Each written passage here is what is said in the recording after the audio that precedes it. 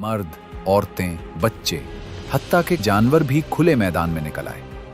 रो रो कर अल्लाह से माफी मांगी, शिर्क छोड़ दिया, बुत तोड़ दिए और दिल से ईमान ले आए। बस फिर क्या था, परवरदिगार का दरियाए रहमत जोश में आ गया। हजरत यूनुस अलैहिस्सलाम अल्लाह ताला के जलीलुल क़द्र अंबिया में से थे। आपका नाम यूनुस बिन मत्ता अलैहिस्सलाम था। अल्लाह ताला ने आपको बनी इसराइल में से मुंतखब करके नबूवत अता की और आपको नैनवा की कौम की तरफ 800 साल क़ब्ल मसीह मबूस फरमाया। नैनवा मौजूदा इराक के शहर मूसल के करीब दरियाए दिजला के किनारे था और यहाँ पर आशूरी कौम आबाद थी। ये उस ज़माने की एक तरक्की याफ्ता शहरी तहजीब रखने वाली कौम थी, जहाँ ज़राअत, बागात, तिजारत और मुनज़्ज़म रियासती निज़ाम मौजूद था। कौम नैनवा की मईशत खेती बाड़ी, बागबानी और इलाकाई तिजारत पर कायम थी। उनका तमद्दुन मजबूत था, मगर उनका मजहब फासिद था, क्योंकि वो बुत परस्ती, सितारा परस्ती और फितरी क़ुव्वतों की इबादत में मुब्तला थे। रियासती सतह पर भी यही मुशरिकाना निज़ाम राइज था। अगरचे के इब्तिदा में ये कौम अक़ीदा तौहीद पर थी, फिर बाद में आहिस्ता आहिस्ता दीगर अक़वाम की तरह इस कौम में भी शिर्क सरायत कर गया और ये शिर्क बेशुमार शक्लों में मौजूद था। सितारा परस्ती के अलावा सूरज, चांद, सैयारे, उन सब को तकदीर का फैसला करने वाला और जंग, तहत, बारिश के इशारे देने वाला माना जाता था। और इस कौम ने उन अजराम फल्की की ज़मीनी नुमाइंदगी के तौर पर बुत भी बना रखे थे। सूरज देवता, जंग का देवता, जरखेज़ी का देवता। हर बुत किसी कुदरती क़ुव्वत की अलामत या किसी ख़ास कबीले का मुहाफ़िज़ माना जाता। इसी तरह जानवरों को अलामती तौर पर इबादत में शामिल करते। बैल को ताकत और जरखेज़ी का बाइस समझते, उकाब को इक़्तिदार का बाइस समझते, सांप को राज और हिकमत का बाइस समझते थे।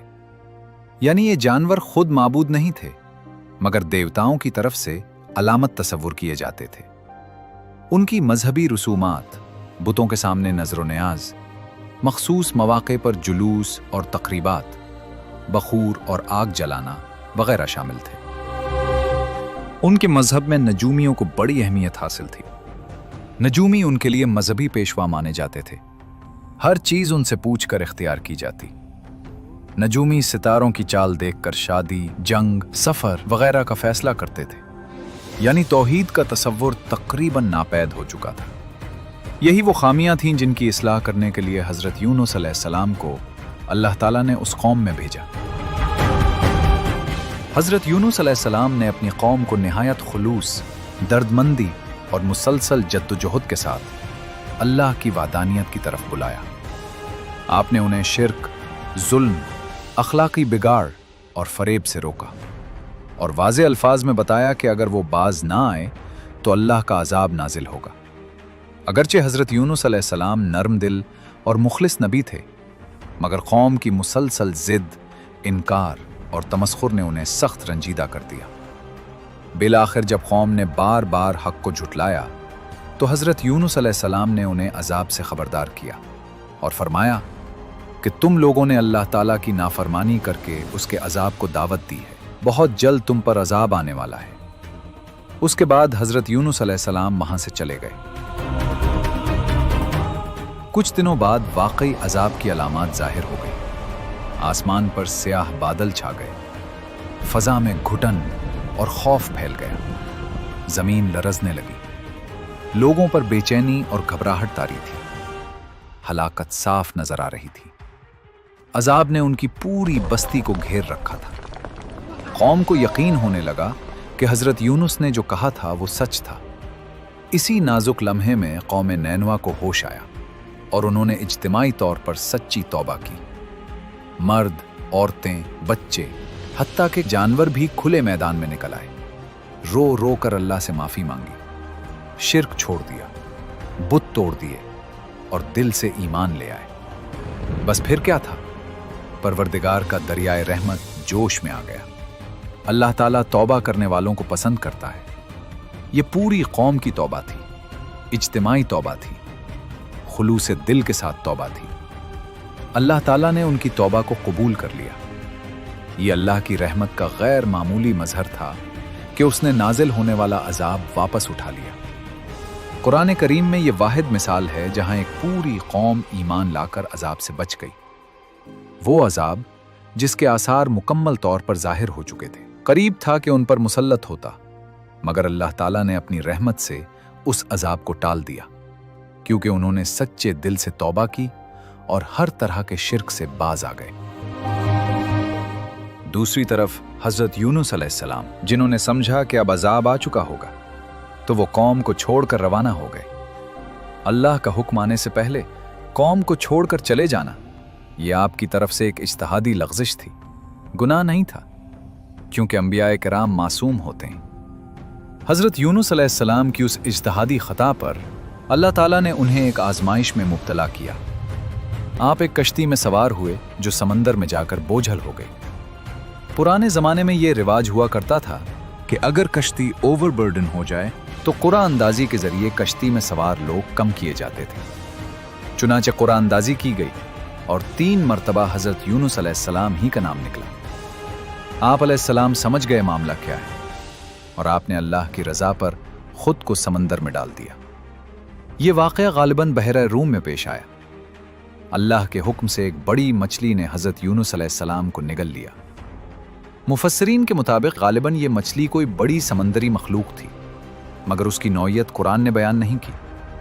अलबत्ता कुरान में ये ज़रूर है कि हज़रत यूनुस अलैहिस्सलाम ने अंधेरे में अपने परवरदिगार को मदद के लिए पुकारा। साइंस के मुताबिक समंदर की गहराई में सूरज की रोशनी नहीं पहुंचती।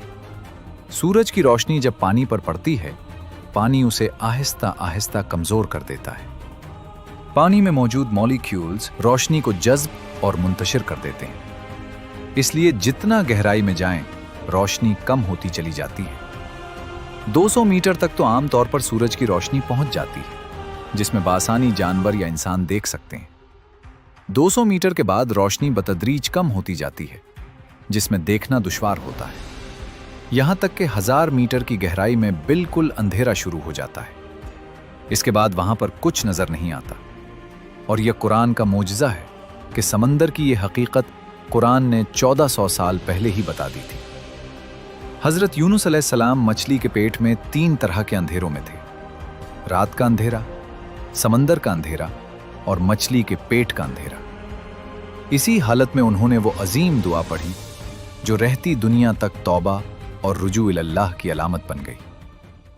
ला इलाहा इल्ला अंता सुब्हानका इन्नी कुन्तु मिनज़ ज़ालिमीन। ये दुआ तौहीद, आजज़ी और अपनी कोताही के एतराफ़ का कामिल नमूना थी।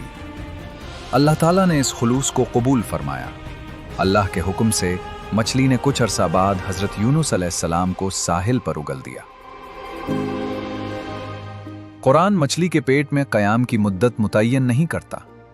बाज़ रिवायात में चंद दिन, बाज़ में ज़्यादा मुद्दत का जिक्र है, हत्ता कि 40 दिन का कौल भी मिलता है, मगर क़तई इल्म अल्लाह ही को है। आप उस वक्त इंतहाई कमज़ोर, बीमार और निढाल थे। अल्लाह ताला ने आप पर खुसूसी रहमत फरमाते हुए लोकी का दरख्त उगा दिया, जिसके बड़े बड़े पत्ते साया देते थे और मक्खियां उसके करीब नहीं आती, और लोकी में ग़ज़ाइयत थी। जदीद साइंस के मुताबिक क्यूक्यूबिट के फल और बीज पानी से भरपूर होते हैं, लाइट वेट होते हैं। इसमें विटामिन ए, सी और के पाए जाते हैं। साइंस कहती है कि ये बीमार जिस्म के लिए आसान तरीन और मुफीद ग़िज़ा है, क्योंकि जिस्म को ज़्यादा मेहनत नहीं करनी पड़ती। लौकी की एक और ख़ास बात यह है कि एंटी बैक्टीरियल और एंटी इन्फ्लेमेटरी होती है, यानी लौकी का दरख्त बैक्टीरिया और जरासीम से भी महफूज रखता है और हर तरह की सोजिश और वर्म में भी मुफीद होता है। तो अल्लाह ताला ने लौकी के दरख्त के ज़रिए आपको तंदुरुस्ती और सलामती अता फरमाई। सेहतयाब होने के बाद हज़रत यूनुस अलैहिस्सलाम दोबारा अपनी कौम की तरफ लौटे तो हैरान कुन मंजर था। वही कौम जो पहले इनकार में मुब्तला थी, अब ईमान ला चुकी थी, इस्लाह पा चुकी थी और अल्लाह की इताअत में ज़िंदगी गुजार रही थी। कुरान के मुताबिक वो कौम 1 लाख या इससे ज़ायद अफराद पर मुश्तमिल थी और अल्लाह ने उन्हें एक मुद्दत तक अमन व खुशहाली अता फरमाई। حضرت یونس علیہ السلام کا قصہ ہمیں یہ عظیم سبق دیتا ہے کہ اللہ کی رحمت اس کے غضب پر غالب ہے، اور اگر کوئی قوم سچے دل سے توبہ کرے اور پلٹ آئے تو عذاب بھی ٹل سکتا ہے۔ یہ قصہ صبر، امید، رجوع اللہ اور رحمت الہی پر کامل یقین کا عملی نمونہ ہے۔